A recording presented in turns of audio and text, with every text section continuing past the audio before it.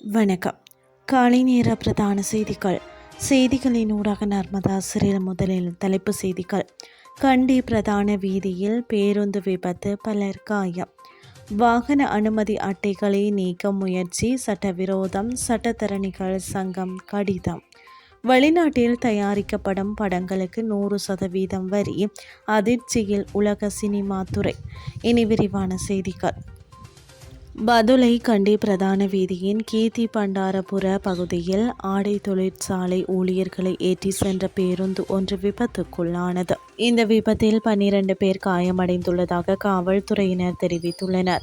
காயமடைந்தவர்கள் சிகிச்சைக்காக மருத்துவமனையில் அனுமதிக்கப்பட்டுள்ளனர். குறித்த விபத்து தொடர்பான மேலதிக விசாரணைகளை காவல்துறையினர் முன்னெடுத்துள்ளனர். வாகனங்களின் முன் கண்ணாடியில் காட்சிப்படுத்தப்படும் சட்டத்தரணிகளுக்கான வாகன அனுமதி அட்டைகளை நீக்குவதற்கு எடுக்கப்படும் முயற்சிகள் சட்டவிரோதமானது என இலங்கை சட்டத்தரணிகள் சங்கம் காவல்துறை மா அதிபருக்கு கடிதம் மூலம் தமது நிலைப்பாட்டை தெளிவுபடுத்தியுள்ளது. அந்த சங்கத்தின் தலைவர் ராஜீவ் அமரசூரிய மற்றும் செயலாளர் சதுர கல்கேன ஆகியோர் இணைந்து இந்த கடிதத்தை அனுப்பியுள்ளனர்.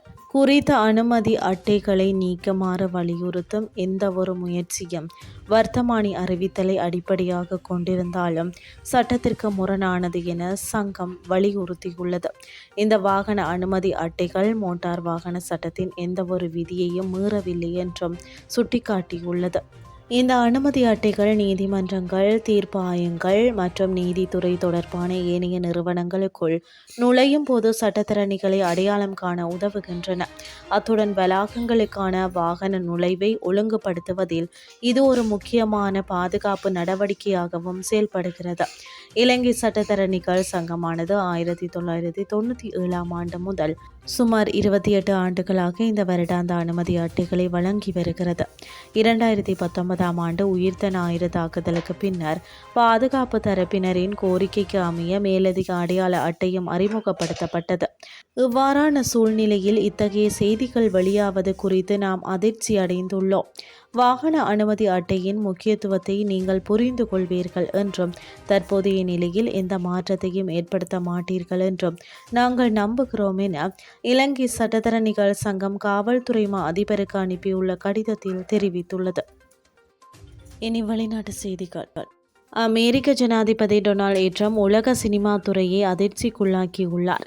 இது தொடர்பாக அவர் தனது சமூக வலைதளமான ட்ரூத் சோசியல் பக்கத்தில் வெளியிட்ட பதிவில், அமெரிக்காவிற்கு வெளியே தயாரிக்கப்படும் அனைத்து திரைப்படங்களுக்கும் 100% சுங்க வரி விதிக்கப்படும் என தெரிவித்துள்ளார். அத்துடன் அமெரிக்காவின் சினிமா தயாரிப்பு தொழில் பிற நாடுகளால் தங்களிடமிருந்து பறிக்கப்பட்டுள்ளது எனவும் அவர் பதிவிட்டுள்ளார்.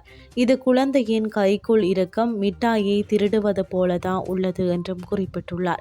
ட்ரம்பின் இந்த அறிவிப்புக்கு பின்னர் அமெரிக்க திரைப்பட தொழில்துறை கலவையான எதிர்வினைகளை வெளிப்படுத்தியுள்ளது.